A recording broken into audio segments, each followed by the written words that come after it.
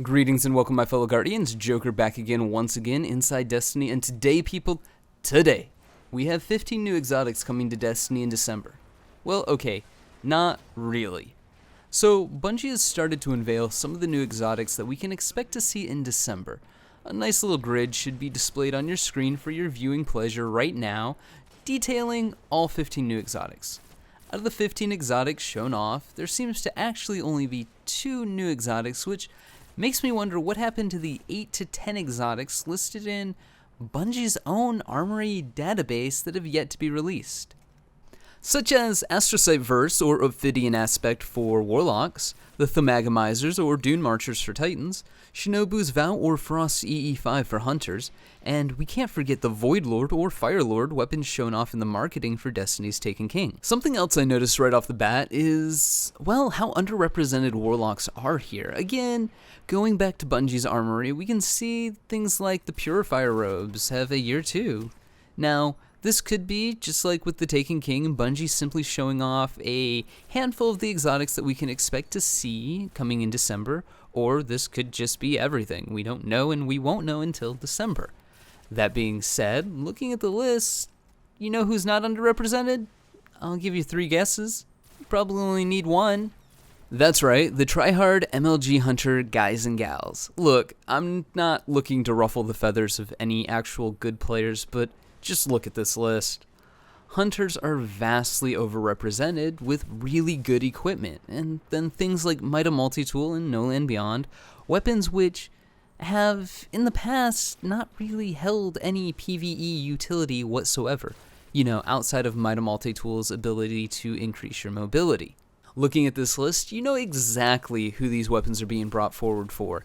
It's the Radiant Stance Machine, Mida Multi-Tool Bag, No Land Beyond Montage, MLG guys and gals, and you know what? Good for them. Here's hoping for a year 2 Galahorn. All joking aside though, that's really my only problem with this list. It's far too weighed for a certain type of player who plays a lot of multiplayer. Then, alongside all this really good multiplayer equipment, you have things like Dragon's Breath, or Super Good Advice. Now, I'm well aware that they are going to be changing some of these weapons and the way they function, but unless Dragon's Breath not only, creates sunspots, but tracks, and once it detonates, the sunspots use solar flare grenades like Warlock's flare grenades every 5 seconds, shooting little projectiles out in random directions, then this weapon will still be a useless heavy rocket launcher. And unless Super Good Advice has an insane stability boost, the gun, again, it's going to be useless. Well, useless in that when you compare it to things like Truth or the Exotic Swords or the Sleeper or a few of the really good legendary rocket launchers or the really good legendary machine guns like the Raid one or the Iron Banner one, there's better options. But hey guys, don't get me wrong, I really am glad to see things like Mida Multi-Tool and No Land Beyond and Radiant Dance Machines coming back. I've missed actually having a scout rifle in PvP that does something. And you know what, with the nerf bat coming to Titans, I'm glad to see that at least Bungie is kind of admitting that they show a little favoritism towards Hunters because, look at all the kit that Hunters are getting here.